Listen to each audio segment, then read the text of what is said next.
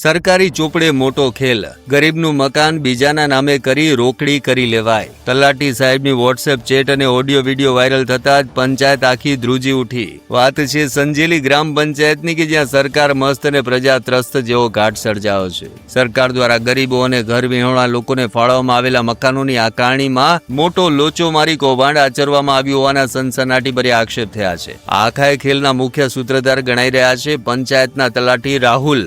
આરોપ છે કે સંજેલી માંડલી રોડની પાછળ આવેલા સેલોદ ભુરાભાઈ મંજીભાઈનું મકાન ગુંડાલા ઇલિયાસ ગુલામના નામે ચડાવી દેવાયું અને આ કાગળિયાની હેરાફેરી કરવા માટે અરજદાર પાસેથી 20,000 રૂપિયાની લાંચ લેવાઈ હોવાના આક્ષેપ થયા છે. તલાટીએ ઓનલાઈન કોમ્પ્યુટરમાંથી વેરા પહોંચ અને આકારણી કાઢી પણ આપી, પણ પાપનો ગળો ભાઈ ક્યાં સુધી છુપાયેલો રહે. 3 મહિના પછી જયારે અરજદાર ફરીથી આકારણી લેવા ગયો ને ત્યારે ખબર પડી કે રેકર્ડ પરથી તો નામ જ ગાયબ છે. જયારે વીસી ઓપરેટર પંકજ તાવિયાડ પાસે કોમ્પ્યુટર ચેક કરાવ્યું ને ત્યારે દૂધનું દૂધ અને પાણીનું પાણી થઈ ગયું. પકડાઈ જવાના ડરે હોશિયાર તલાટીએ પલટી મારી દીધી ને અરજદારને ધમકાવા લાગ્યા કે આ નકલી આકારણી ક્યાંથી લાવ્યા, તમારા પર કાયદેસરની કાર્યવાહી થશે. એટલું જ નહીં, પછી હાથ અદ્ધર કરતા એવું પણ કહી દીધું કે હમણાં બધાને ખબર પડી ગઈ છે, તમારા પૈસા લીધા છે, કામ થઈ જશે. હવે સવાલ એ થાય કે તલાટી રાહુલને નામ ફેરબદલ કરવા માટે આવી રીતે છુપાછુપી કેમ કરવી પડી? ઓનલાઈન સિસ્ટમમાં નવું નામ ચડાવીને અચાનક કેમ ડિલીટ કરી જૂનું નામ કેમ કરવું પડ્યું? શું આખી સિસ્ટમ સાથે ચેડા નથી? પૈસાની લેવડ દેવડના ઓડિયો વિડીયો વોટ્સએપ ચેટના સ્ક્રીનશોટ વાયરલ થયા હોવા છતાં જવાબદાર ઉચ્ચ અધિકારીઓ હજુ સુધી કેમ મૌન છે?